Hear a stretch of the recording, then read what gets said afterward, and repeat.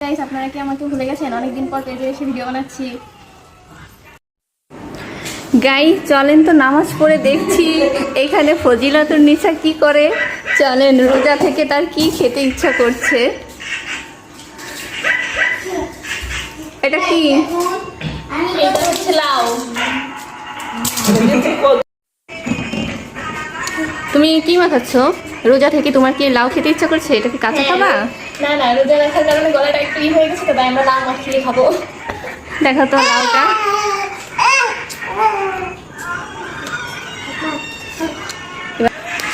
হ্যাঁ তো গাইস, আমরা এই লাউটাকে এইভাবে প্রথমে কাটবো, কেটে নিব।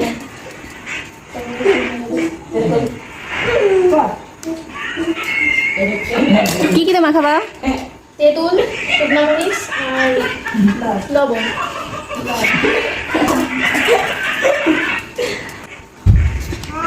তো এভরিওয়ান, আমাদের সাইড দিয়ে দর্শক বসে আছে খাওয়ার জন্য।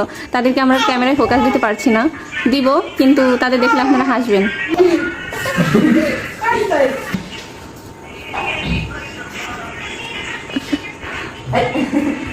আম্মু শেষ করে এখন এটাকে কুচাবো।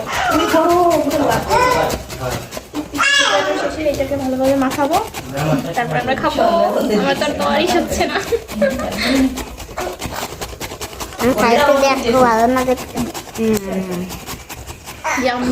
গাইস আপনারা কি আমাকে ভুলে গেছেন? অনেকদিন পর পেজে এসে ভিডিও বানাচ্ছি। এখন দেখুন রাত কয়টা বাজে। আমরা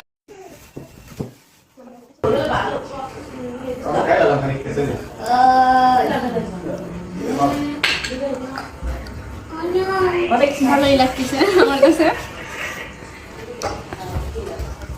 এটাই খাই, তোমরা সবাই দেখো। আপনারা খাবেন? আপনারা খাবেন? খান। তো গাইস দেখেন, আমাদের পেজে হুট করে চলে আসলো আমাদের ফজিলা।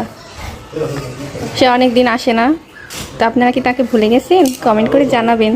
সে বলতেছিল, বুঝছেন, তাকে এই কথা বলাবো, সে খুব লজ্জা পাচ্ছে।